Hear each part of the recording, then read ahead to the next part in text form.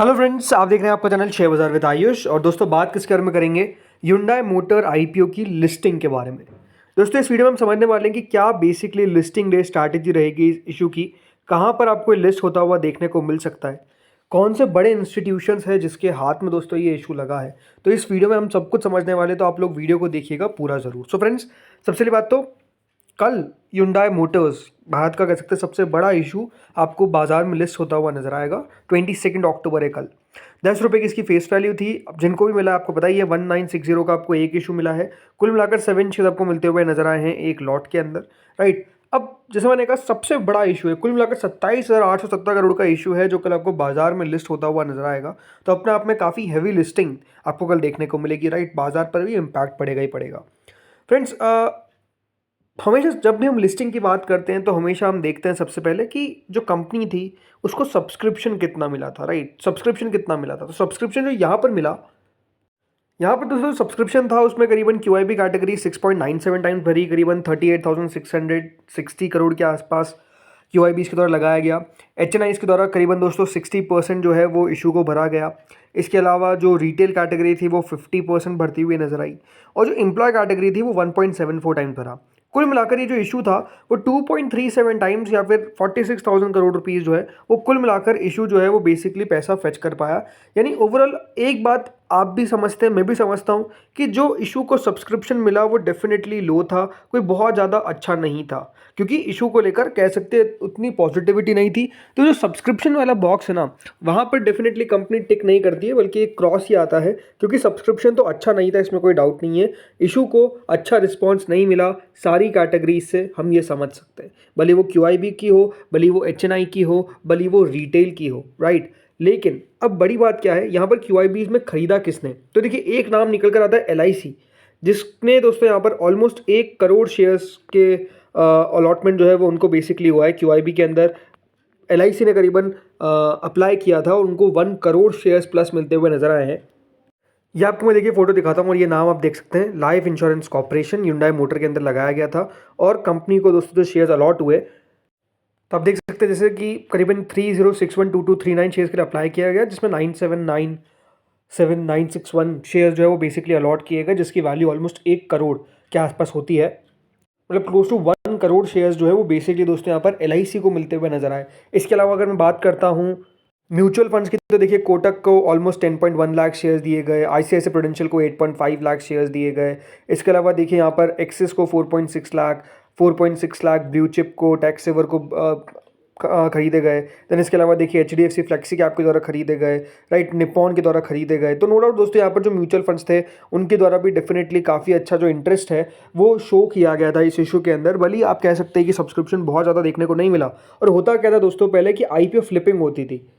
मतलब देखिए जब अच्छे IPO आते हैं ना तो उसके अंदर हर एक के द्वारा पैसा आता है। QIBs कौन होते हैं? मेजरली QIBs दोस्तों बड़े इंस्टीट्यूशंस होते हैं, बैंक्स होते हैं, राइट। लेकिन इस इश्यू के अंदर खास बात क्या है कि दोस्तों बैंक्स के द्वारा ज़्यादा पैसा नहीं लगाया गया। मतलब HDFC, SBI, ICICI ये सब दोस्तों अच्छा खासा लगाते हैं इशू के अंदर पैसा IPO के अंदर, बट डेफिनेटली उनको भी लगा होगा कि यहाँ पर उतना पैसा नहीं बन रहा है, इसलिए दोस्तों बैंक्स के द्वारा रिस्क नहीं लिया गया। आई थिंक सिर्फ येस बैंक के द्वारा ही मेजरली दोस्तों यहाँ पर लगाया गया था पैसा, और उनको डेफिनेटली शेयर्स मिले हैं। तो एक बात क्या जो मैंने आपको पहले ही बताई थी वो क्या है कि देखिए यहाँ पर इंस्टीट्यूशंस के पास पैसा, इंस्टीट्यूशंस ने पैसा लगाया है, लेकिन बड़ी बात क्या है कि मेजरली उनके द्वारा लगाया गया जो IPO फ्लिप नहीं करते। फ्लिप का मतलब क्या है कि देखिए बैंक्स को डेफिनेटली ज़्यादा शेयर्स अलॉट होते हैं, ज़्यादा शेयर्स वो अप्लाई करते हैं तो ज़्यादा अलॉट होते हैं, राइट। तो होता क्या है कि जल्दी से देखिए प्रॉफिट मिलता है और वो प्रॉफिट लेकर निकल जाते हैं, तो उसको बोलते हैं फ्लिपिंग।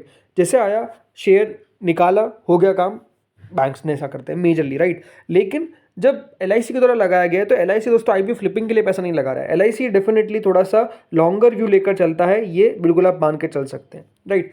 येस बैंक ने लगाया तो येस बैंक को पता होगा कि लिस्टिंग गेन तो बहुत नहीं मिलने वाले हैं, तो हो सकता है कि दोस्तों येस बैंक भी होल्ड करे, एंड डेफिनेटली म्यूचुअल फंड्स तो होल्ड करते ही है। तो बात बताने वाली क्या है कि दोस्तों यहाँ पर जो अब इंस्टीट्यूशंस हैं वो कोई वीक हैंड्स नहीं है। वो ऐसा नहीं कि दोस्तों बाजार में वॉल्यूम लाने के लिए बेच डालेंगे शेयर्स को, ऐसा नहीं होने वाला है कि मुनाफा बुक कर लेंगे, वो मेजरली होल्ड करेंगे। तो आप ये समझ सकते हैं कि वैसे ही देखिए ऑलरेडी HNI के पास ज़्यादा शेयर्स नहीं है, रिटेल के पास ज़्यादा शेयर्स नहीं है, शेयर्स किसके पास है? शेयर्स मेजरली दोस्तों QIBs के पास है। तो ये अपने आप में दिखाता है कि हाँ, एक अच्छी बात क्या है कि जिनके पास शेयर गए वो स्ट्रॉन्ग हैंड्स है, वीक हैंड्स नहीं है। अब दूसरी बात आती है दोस्तों यहाँ पर हमेशा कंपनी को एनालाइज करने में, वो होती है कंपनी के फिनेंशियल्स। तो देखिए फिनेंशियल्स तो no doubt one of the solid financials में से आपको एक देखने को मिलेंगे। कंपनी का रेवेन्यू 2024 में ऑलमोस्ट 71,000 करोड़ का था with a profit of 6060 crore, right. Company के ऊपर आप कोई खास बोरिंग देखेंगे नहीं, इसीलिए ये बात ध्यान रखिएगा। कल जब ये आपको लिस्ट होता हुआ नजर आता है अगर पार पे, तो इसकी जो मार्केट कैप है वो इतनी है 1,59,258 करोड़, राइट। कितना ऊपर खुलेगा ये एक अपने आप में इंटरेस्टिंग बात है देखने के लिए, बिकॉज बात आती है अब वैल्यूएशंस पे। देखिए कंपनी अपना आईपीओ लेकर आई है at a price to earning of 26.28, right.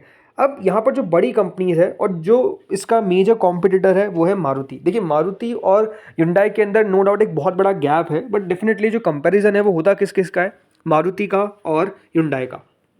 So friends Maruti मिलती है at a price to earning of 29.38 PE. बाकी टाटा मोटर्स है जो तो करीबन 11 की पी पे अवेलेबल है, बट अगेन टाटा मोटर्स में याद रखिएगा कमर्शियल व्हीकल भी है, पैसेंजर व्हीकल्स भी है, बहुत सारे डेफिनेटली डिफरेंट सेगमेंट्स है। M&M यहाँ पर भी देखिए सेगमेंट चला गया, बट स्टिल 30 के पी पे मिल जाता है। बट एग्जैक्ट ऐसा होने का कॉम्पिटिटर कौन है, तो मारुति है, बिकॉज मारुति दोस्तों यहाँ पर मेजरली पैसेंजर व्हीकल्स बनाता है, राइट। तो क्योंकि पैसेंजर व्हीकल्स बनाता है, Hyundai पैसेंजर व्हीकल्स बनाता है, तो कंपेरिजन इन दोनों का था। रिपोर्ट निकल कर आई थी कि मारुति से ज़्यादा प्रीमियम मिलना चाहिए, बट एक जगह पे रिपोर्ट ये भी आई थी कि मारुति के आसपास प्रीमियम मिलेगा। तो ऑलरेडी क्योंकि दोस्तों कंपनी अपना आईपीओ प्राइसिंग करके लेकर आई, मतलब 27 की पी पे लेकर आ रही है, तो इसका मतलब जगह ज़्यादा तो है नहीं। तो ऑब्वियस बात है दोस्तों, अगर आप वैल्यूएशन के हिसाब से पूछते हैं तो नो डाउट ऐसा नहीं है कि यहाँ पर बहुत जगह दिखती है। सेकेंड बात, एक और चीज़ जो कल ज़रूरी रहने वाली है वो है दोस्तों मार्केट का किस तरीके का हालचाल रहता है, राइट। बाजार अगर आप देखेंगे तो करंटली एक थोड़ा सा डाउन टर्न में आपको देखने को मिल रहा है। अब इसके पीछे का रीज़न बहुत कुछ हो सकता है, राइट। ऐसा नहीं है, आज के गिरने का कारण एक हो सकता है कि देखिए आरबीआई ने कहा है कि वो रेट कट बहुत जल्दी नहीं करने वाले, राइट। आरबीआई का ये बयान निकल कर आया है, जिससे भी थोड़ा सा मार्केट का सेंटिमेंट हिट हुआ। इसके अलावा बाजार से थोड़ी सी लिक्विडिटी आती हुई नजर आ रही है, एफआईआईज पैसा निकाल रहे हैं, डीआईआईज लगा जरूर रहे हैं, अच्छी बात है। पर जरूर दोस्तों अभी अगर आप देखेंगे तो आईपीओ में पैसा लगा हुआ है, जैसे Hyundai हो गया, आज से वारी खुला, तो वहाँ पे भी लिक्विडिटी जाती हुई नजर आ रही है। तो वो भी एक अपना पे पॉइंट है कि मार्केट उसके कारण गिर सकता है, लेकिन जरूर अगर कल बाजार का मूड माहौल खराब रहता है, सेंटिमेंट खराब रहता है, तो दिक्कत आ सकती है। सो अब क्वेश्चन आता है कि कहाँ पर लिस्ट हो सकता है। सो अब ग्रे मार्केट देखते हैं। देखिए ग्रे मार्केट में जिस तरीके का खेल चल रहा है, मतलब ये अपने आप में बहुत इंटरेस्टिंग है। ग्रे मार्केट दोस्तों 100 रुपये के पार चली गई थी कल, बट क्लोजिंग 95 के आसपास आई। आज दोस्तों ग्रे मार्केट जो है वो 53 रुपीज़ है, दैट इज अराउंड 2.7%, 5%, 6% भी गई और अब 53 रुपीज़ आ चुकी है। मतलब ग्रे मार्केट में एक्टिविटी जो है वो इस तरीके की चल रही है कि अपने आप में कुछ समझ नहीं आ रहा है। अब देखिए अगर करंट ग्रे मार्केट के साथ चलता हूँ तो 53 इंटू 7 दैट इज आपको करीबन 370 रुपये का प्रॉफिट होता हुआ नजर आएगा टोटल मिलाकर। ये एक्सपेक्टेशंस है अगर ग्रे मार्केट को हम देखते हैं, लेकिन अब कितना लिस्टिंग गेन मिल सकता है चलिए आपको बताता हूँ मेरे हिसाब से। सो फ्रेंड देखिए मेरा व्यू क्या है, मेरे हिसाब से दोस्तों यहाँ पर कल मेजरली इसकी लिस्टिंग आपको देखने को मिलेगी 1865 से लगाकर 2050 के बीच में। 1865 का 1865 दोस्तों तब होगा जब बाजार कल खराब होगा।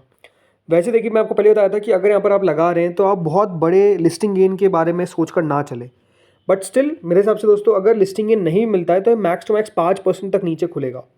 इसके बाद हो सकता है कि बाइंग आ जाए, बट वो बात की बात है। और मेरा मानना हमेशा ही रहता है कि थोड़ा सा वेट एंड वॉच करना चाहिए। आईपीओ को लेने के लिए भागना नहीं चाहिए लिस्टिंग के दिन पर, बिकॉज हो सकता है कि देखिए जो मूव है वो आपको दोनों तरफ बड़ा देखने को मिल जाए, गिरावट के साइड भी या फिर तेजी के साइड भी, बट स्टिल वो वैल्यूएशन के हिसाब से हम देखेंगे।